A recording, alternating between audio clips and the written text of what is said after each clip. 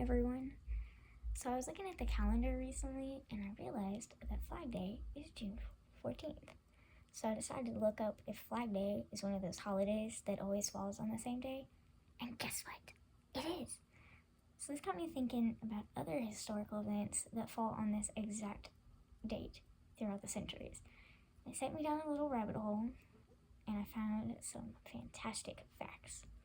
So today I'm going to be working on, so I recently crocheted these beautiful sleeves. Unfortunately, they're the wrong size. They're like 4 times too big than they need to be, so I have to undo all this so I can restart it.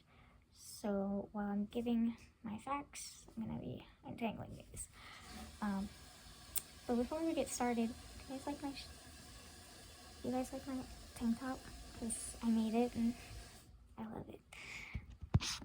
So my timeline that I found goes all the way back to 1302. So let's get started.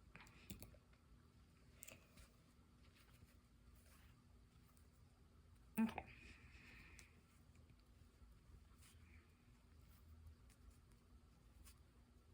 So in 1302, our journey begins, and it begins with political chaos. Gaudio della Torre successfully kicks out his rival, Lord Matteo I of Milan, out of power. But there's a twist. Because 9 years later, Matteo ends up coming back into power, which I find very interesting. It almost kind of reminds me of that Justin Timberlake song with the "What comes around goes around." Okay, so in 1325, our next event happens. So if you think Marco Polo was a big deal, wait until you hear about this next guy. Our explorer, Ibn Battuta, at 21, officially leaves his home in Morocco to go to a pilgrimage of Mecca. By the time his journey ends, he covers 73,000 miles, which is 3 times what Marco Polo did. So, talking about an overachiever. In 1349, our next event brings us a massive medieval mystery. A king named Gunther von Schwarzburg passes away inside a monastery in Frankfurt, Germany. Now this is where the mystery comes to play. Official history says that he died from the Black Death, or as we know it as the plague. But on his deathbed, Gunther swore that he was poisoned by his political enemies. So we're not actually sure how he died. And this mystery continues. And what's really cool about it is the fact that this mystery has been unsolved for 700 years. Incredible. And our next stop brings us to 1381 for the famous and tense peasant revolt in London, England.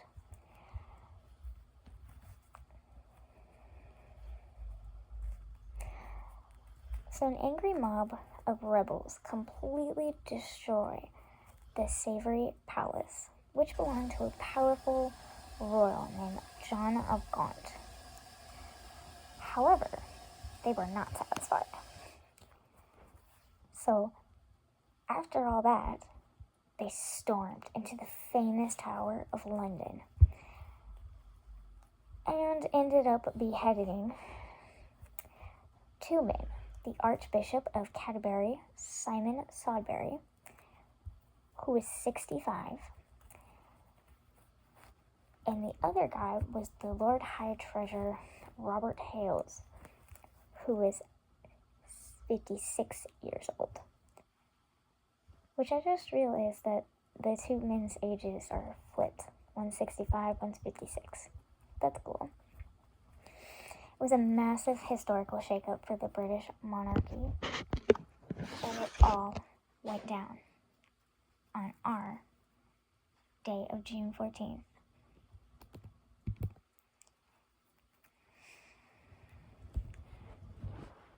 Now, the story doesn't stop there. Because, of course, since there was a revolt, the monarchy had to handle this. And this is where the story gets crazy. So the king at the time was Richard II. And why was this crazy? Because he was only 14.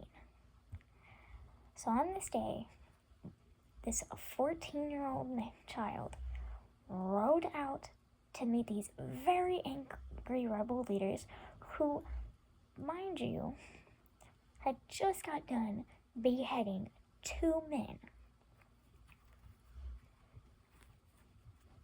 So Richard rides down to these angry men and agrees to their demands of fair rent and promised to end serfdom.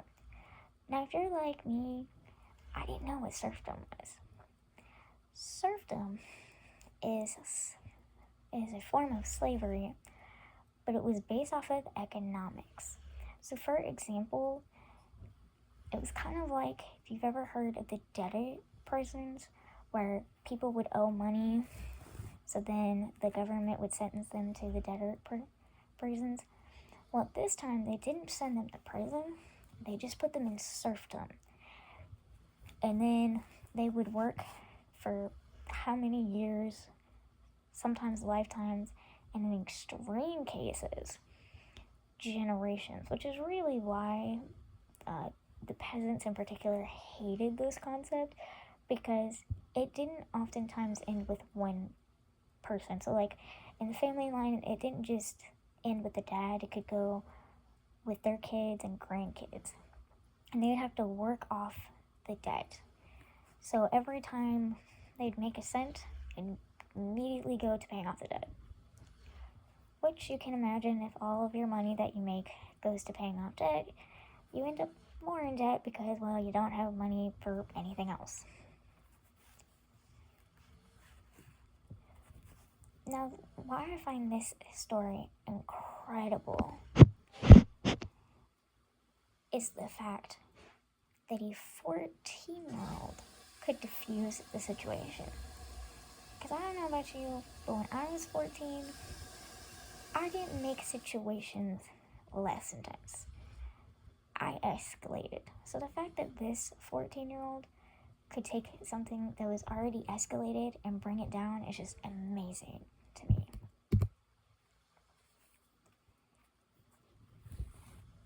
So after all that royal chaos and teenage negotiation, our timeline takes a much more peaceful turn in the year 1396. On this day, the University of Zadar was found over in Croatia.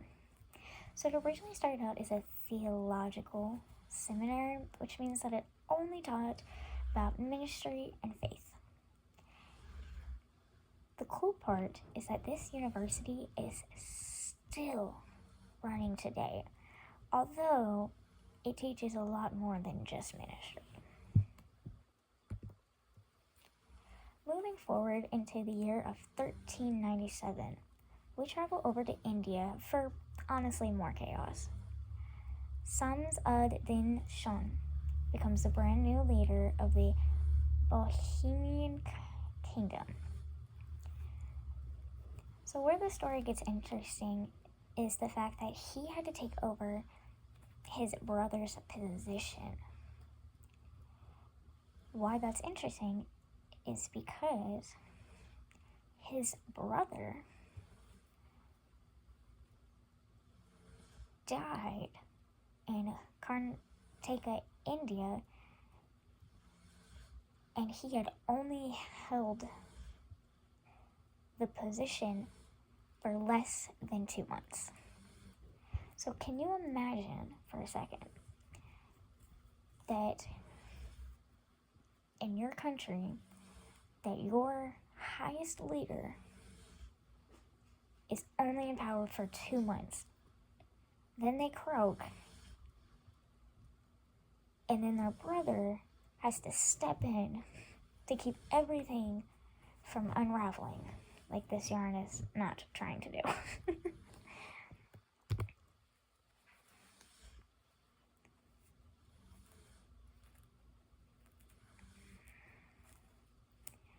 So if we look at June 14th, which is our Flag Day, in the year 1400, we get to see a major future leader being born. So over in a town called Arbeca, Crown of Aragon, which is Spain today,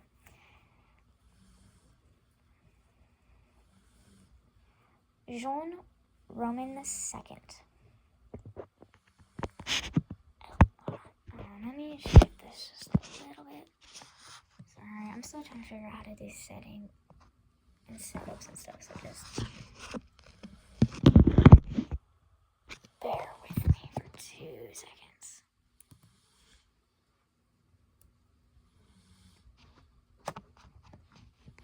Hold on. Sorry, I was prepared but was not prepared.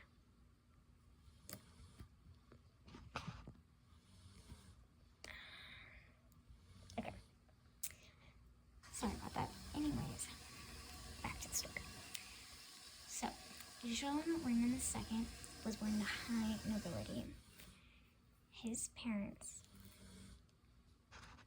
was the second Count of Cardin, and his mother was Joan de Gonda. Now, baby Joan Roma would eventually become the third Count. And he would end up holding a lot of power and a lot of money.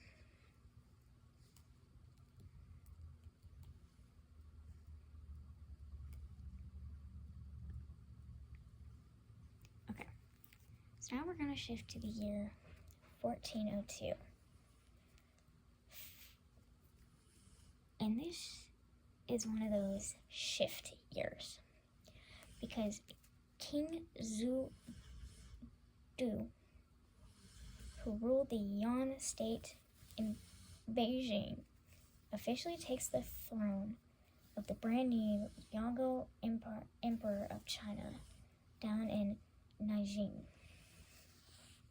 Now, this wasn't just your average coronation new king coming into play.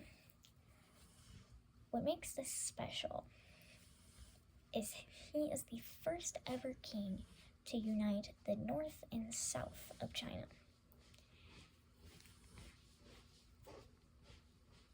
And of course, he would later go on to become one of the most famous and powerful emperors in all of China's history. And his massive reign all kicked off on this exact day, which is cool. So in 1403, we're going to travel from China to the Byzantine Empire for a comeback story, which I don't know about you, but I love comeback stories. So Emperor Manuel II officially gives back the power to Matthew I, and he does this by giving back his position of the Eminent Patriarch of Constantinople, which is present day known as Istanbul. Now, if you're like me, you're like, okay, what's the Eminent Patriarch of Constantinople? This was the supreme leader of the Eastern Orthodox Christian Church. So, the reason why this is a comeback story is because Matthew lost this power, and he lost it when Emperor Manuel left. So yeah, he left town. Matthew got kicked out of power. The emperor returns and he sets things right, and he puts Matthew back on his throne,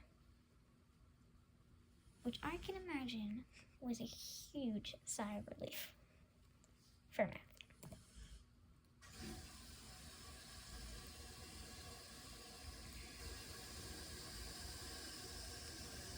Now fast forward to the epic year of 1404. And we are going to get another underdog story, but this time in the country of Wales. So the Welsh rebel leader, Owen Glyndwr, was leading a massive war for independence against England.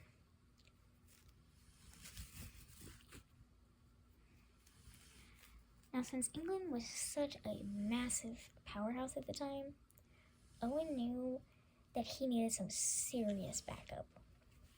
So, on this exact day, he officially opened negotiations to form a military alliance with France, which is England's, number one enemy. Now, this was a huge deal for Owen, because it meant that the French would provide soldiers and ships that were going to actually fight with the Welsh to stop the English king. And this completely shook up British history and started one of the longest series of Wales going against England. So we're going to fast forward to the year 1412.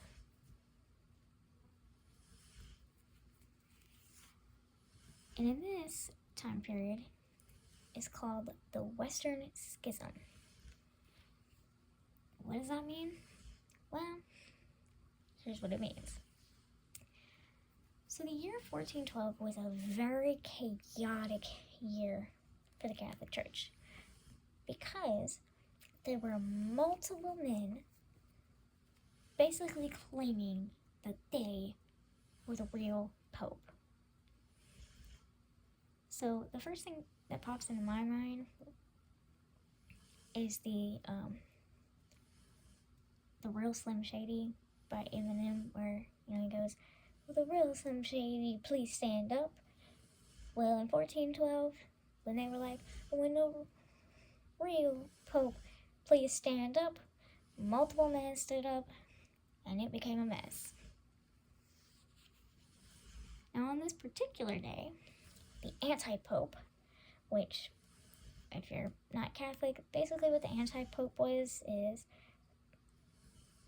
it's basically a false Pope, meaning he claimed to be the Pope, but the Catholic Church didn't recognize him as the real Pope. So he's not the real Pope. But the anti-Pope, John the 23rd, decides,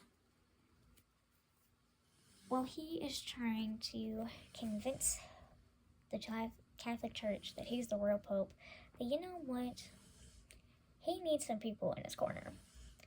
So he signs a massive deal with King Ladislas of Naples. So in exchange for loyalty, anti-Pope John pays the king $39,602.40 in today's money, which was a lot of money back then. Ton. On top of the cash, the anti-Pope guarantees the Neapolitan crown, because King Ladislaus was also going through political turmoil at the time, where people were trying to basically say that he wasn't the real king and he didn't have the right to the throne. So the anti-pope's like, here's cash and I'm going to recognize you as the real king. And Antipope John also names the king Gonfalonier of the church. What does that mean? It's basically a fancy title that means the supreme military commander of the papal armies.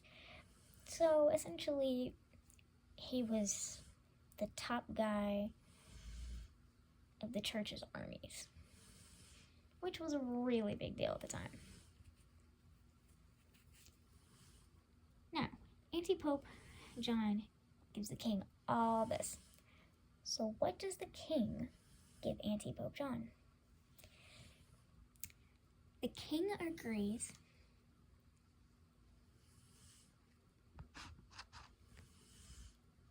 to support the Anti-Pope John instead of Pope Benedict XII, who the church had recognized as the real pope.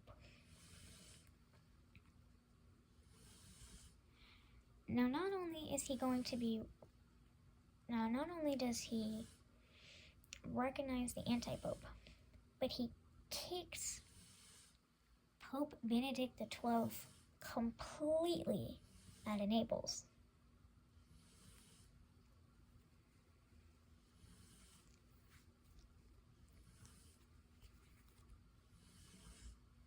Now you may be wondering, why do I care about a pope fight and a bribe? Well, what this episode shows is that political bribes are not a new concept.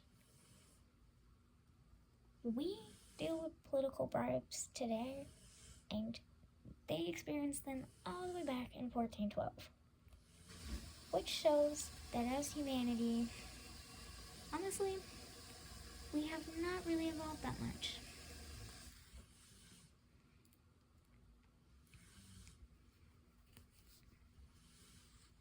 Now, if you love an unbelievable underdog story like I do, our next stop in the year 1412 is going to be your cup of tea.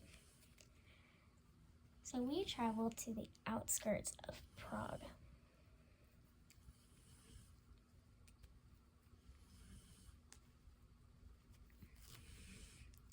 Where we meet a group called the Hussites. Now the Hussites were led by a general named Jean Zika. Now, fun fact about Jean is he only had one eye, which is cool. Now the Hussites were heavily outnumbered. They were going against not one, not two, not three, but 4 different countries all at the same time. So they were going against the Holy Roman Empire, Germany, Austria, and Hungary. Despite the fact that they're going against 4 different countries / empires, at the Battle of Vivok Hill, John and the Hussites completely crush their enemies.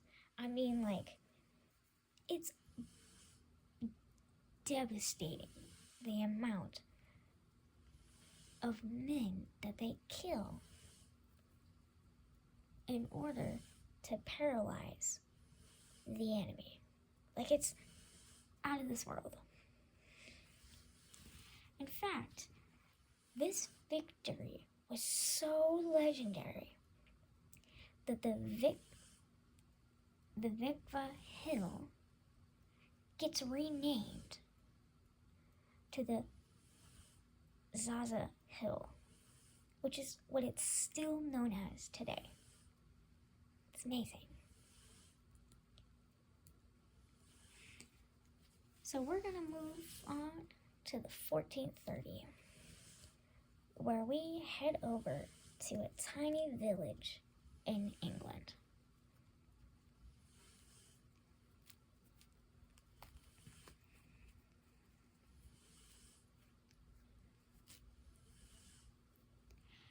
So on June 14th, a young man named William Winefleet officially becomes the Vicar of Skittleby in Lincolnshire. Now at this time, this probably seemed like a pretty quiet, ordinary, run-of-the-mill church job. But what's amazing about this is that this humble vicar is going to grow up to become one of the most powerful men in England. And he eventually serves as the Lord Chancellor England and eventually founds Oxford University.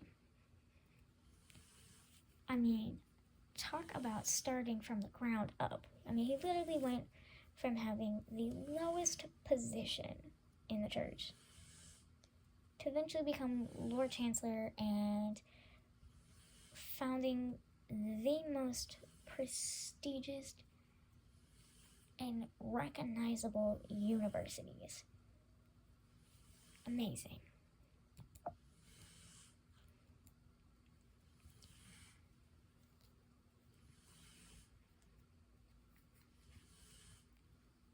Now moving forward to the year 1441, we head back to Italy for a tragic piece of royal history. Because it wouldn't be history without a little tragedy. So on this day, Corrado III Trinci meets a terrible end. I mean, it's absolutely brutal.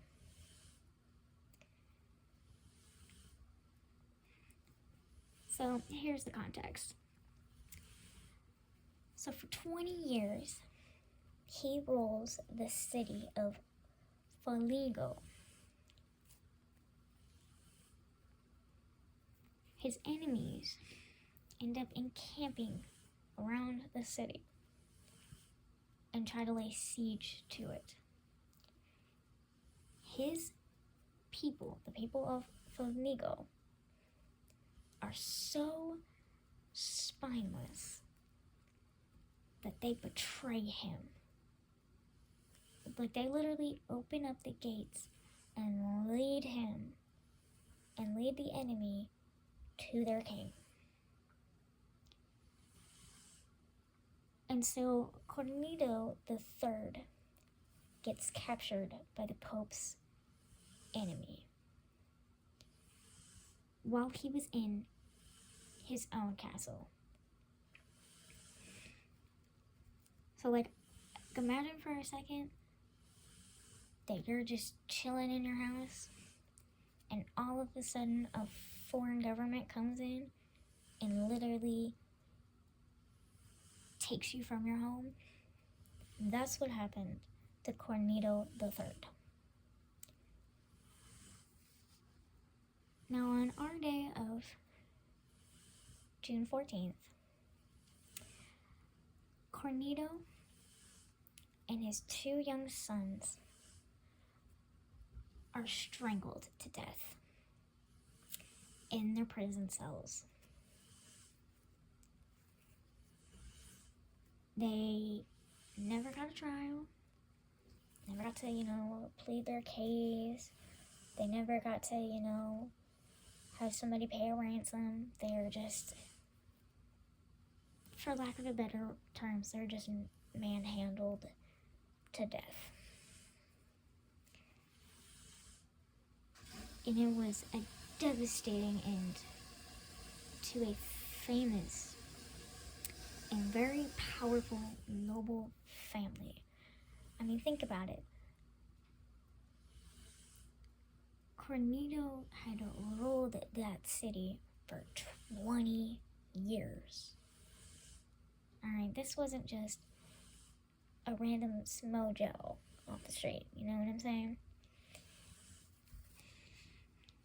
And the lasting consequences of this is that it ends up completely changing the map of Italy because the power shifts and everything.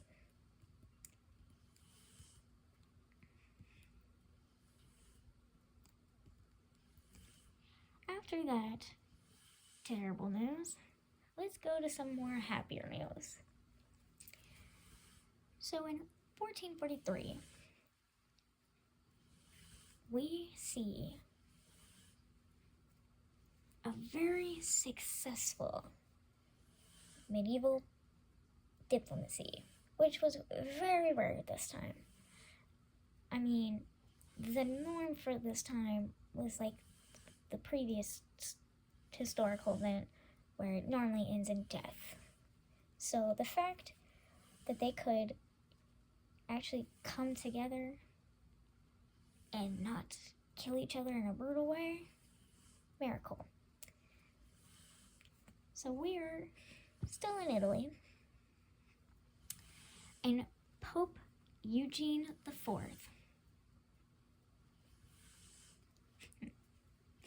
sorry, I'm laughing because every time I hear or see the word Eugene, I always think of Mr. Krabs from SpongeBob, because his name is Eugene, and I always think about the time where his mom is yelling out of his house, Eugene. Anyways, my brain does amazing things. I love it. So, anyways, the Pope Eugene IV and King Alfonso V of Naples sit down and actually make a peace treaty. So,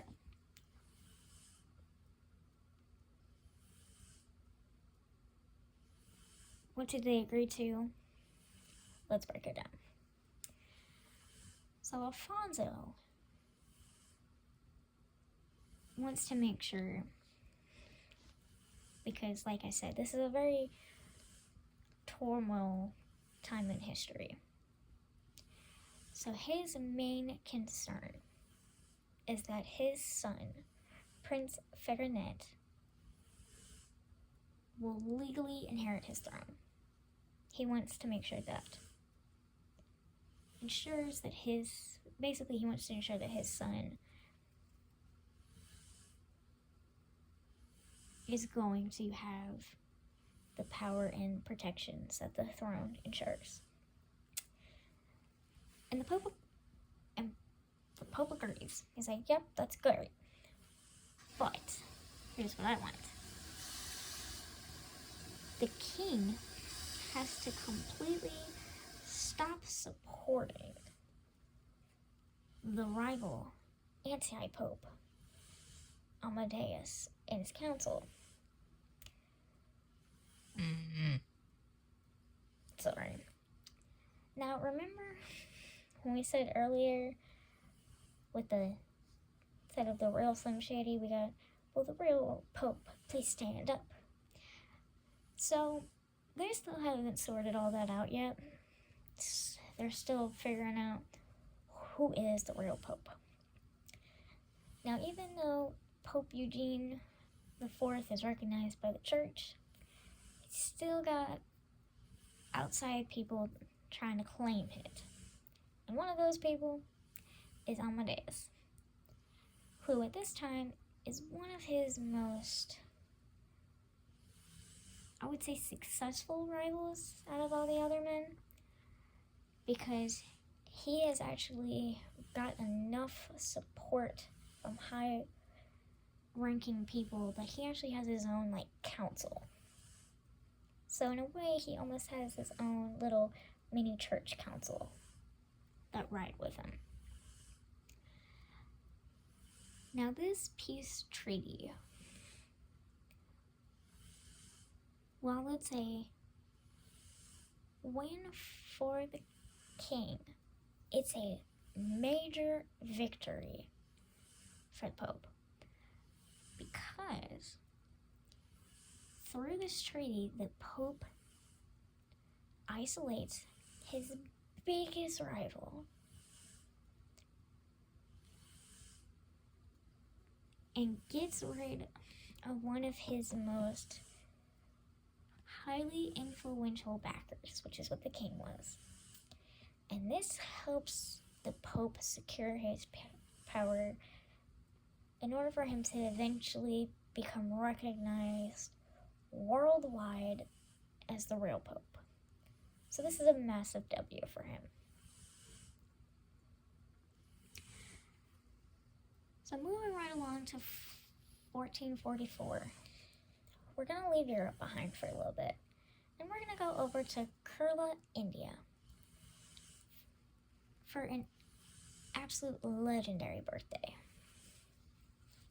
So on this day, baby boy Nilkantha Somayaja was born into a bright, scholarly family. Now he grows up to become one of the greatest astronomers and mathematicians in world history. Now what did he do that was so great? He did this. He calculated complex geometry and discovered early concept of calculus centuries before Isaac Newton or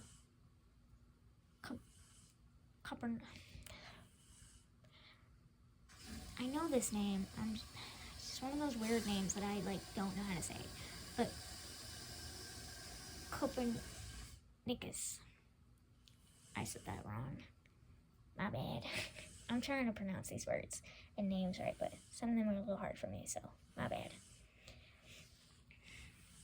I mean, think about it for a second. Imagine if you discovered something so complex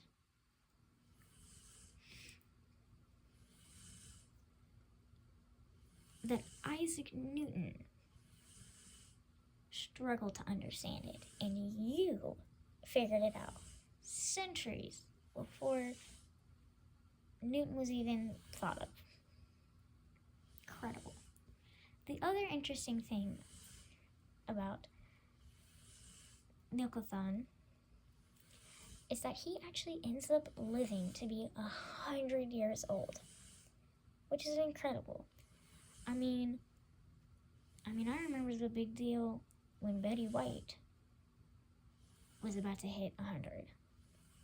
Now imagine with all of these diseases, lack of medicine, lack of medical knowledge, in 1444, make it to 100, that's a feat.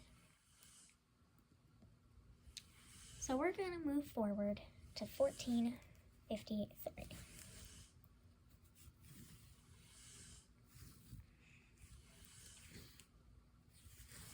And we are stopping at, honestly, some of the most intense and ultimate family drama. Because who doesn't like family drama? So we're in Italy. So we went from India, now we're to Italy. And there's this bitter rivalry boiled over between two brothers, Carlo and Ludovico Gonzaga. Okay?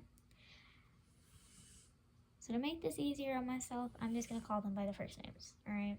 So, Carlo raises a massive army. And he hates his brother so much that he invades his own brother's territory that was given to him when their father died. So basically, his father's will was like, Lovencio, you get this territory. And Carlo was like, not today. Now. But Lovencio, he ain't taking this lying down. So he fights back.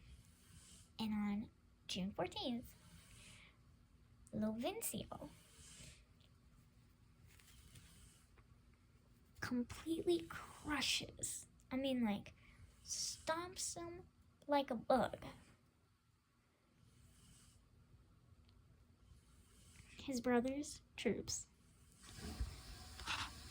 in the Battle of Villabona.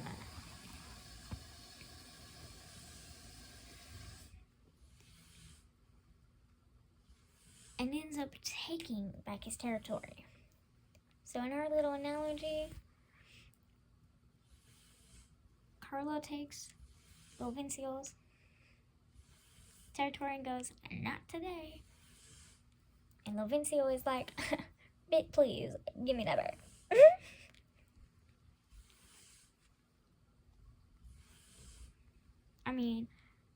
I thought my family drama was intense.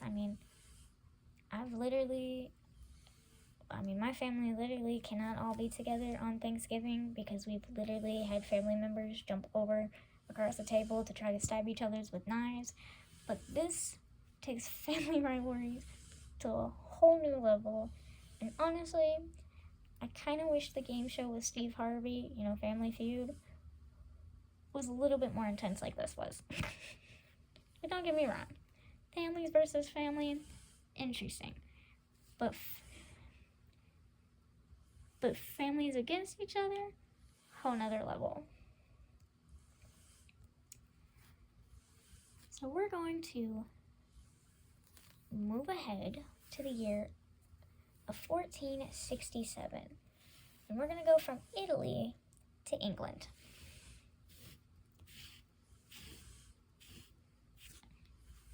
And we're going to see a major milestone in high society. So on this day, extreme influential noble woman, Countess Margaret Beauchamp of Shrewsbury, passes away at the remarkable age of 63. Now, living to be 63 during this time period is almost unheard of. To put this in perspective, at this time period, 30s and 40s were considered old age, just with all the political turmoil, all the wars, famines, the black diseases like the Black Plague, limited medical knowledge. They thought that the cure for the common cold was to put leeches on you and have them suck your blood out. So to make it to 63 was honestly a struggle. But what makes it interesting is not only the fact that she lived to 63, but that she lived through massive royal wars and family feuds.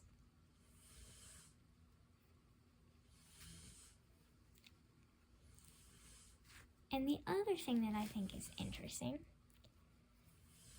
is during this time period, women were not really considered important. So I think it's really cool that she got preserved. That's cool.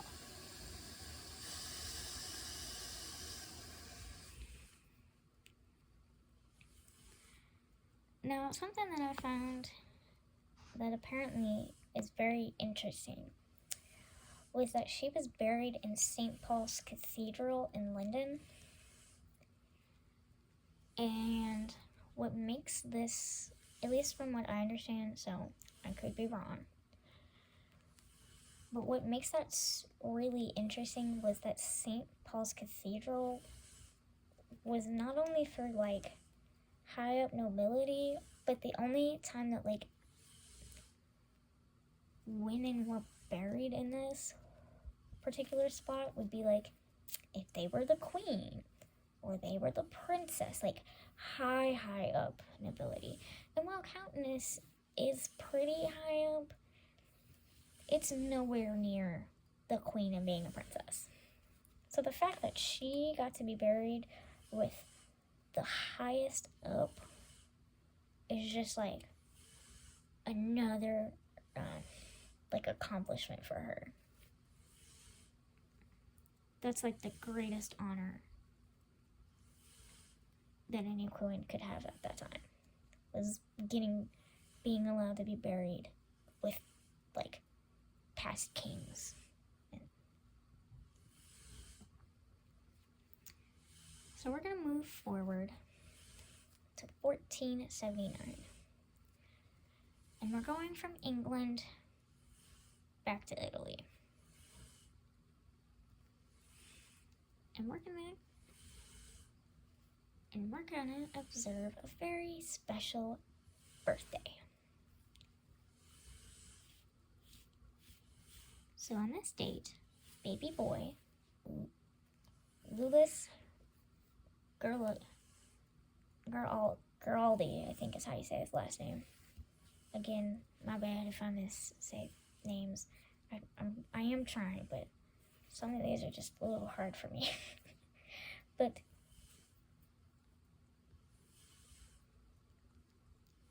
Giraldi was born in Ferrari? I think is that Ferrari? Is that how you say the town name? My bad. Sorry if you're from this town.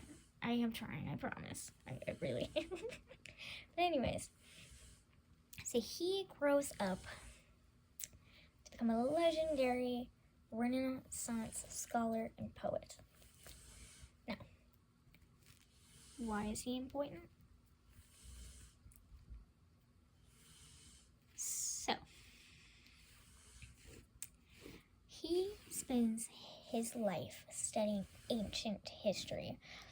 So, like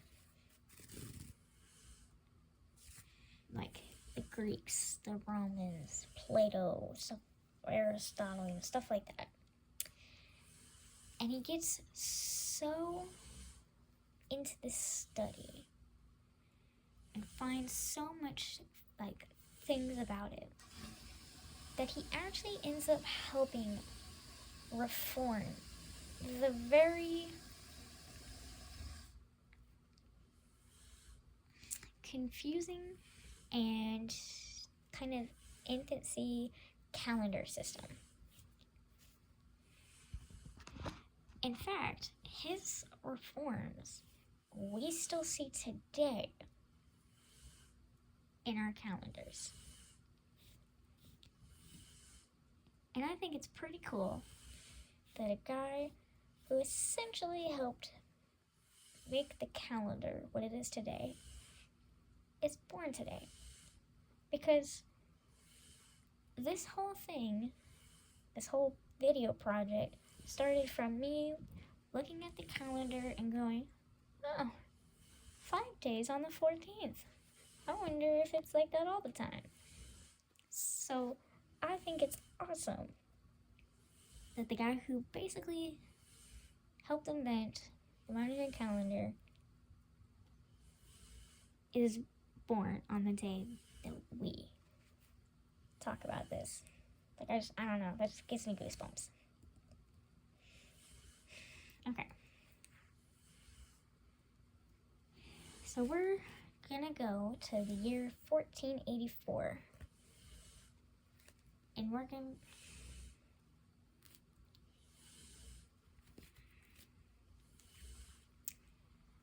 going to move from a birth from the previous to a massive royal wedding and the creation of a power couple. So, who is our power couple? So, we have Jonas the Third, and we have his fiancée, Queen Cateline, and they tie the knot, much like, I don't know if you can, let me pull this up better. They're going to tie the knot like my yarn is doing in Pamplona, Spain. Now, this marriage wasn't just about love. Not saying that there wasn't some of that, but it was a huge political move. So, Queen Cateline, because she's already queen, when she marries Jonas the Third, he becomes the co-ruler of the Kingdom of Navarre. And under their rule, it becomes massive, super duper powerful, and very, very rich and prosperous. So from this day forward, they get to share the massive job of ruling and overwatching this huge kingdom that they create.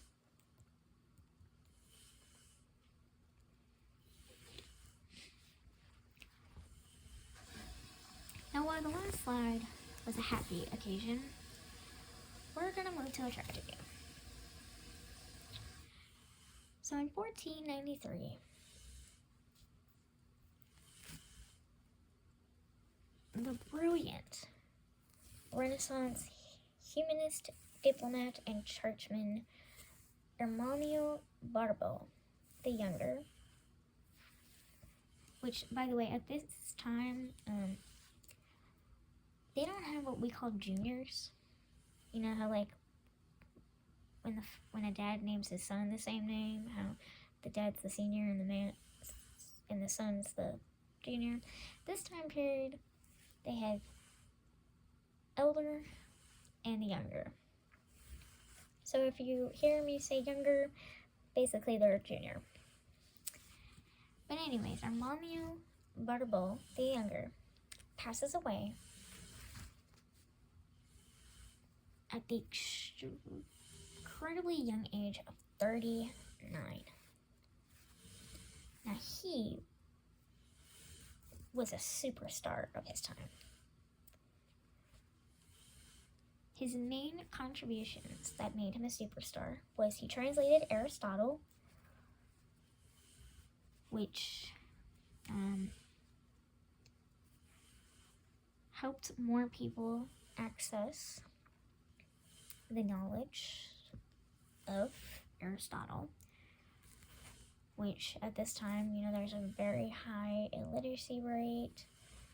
Even among the nobles, they can read but don't know a lot, especially not of the ancient time periods. So the fact that he's translating it is a major step forward, and this ends up helping us today, because a lot of the things like Aristotle that we have come from these translations. So,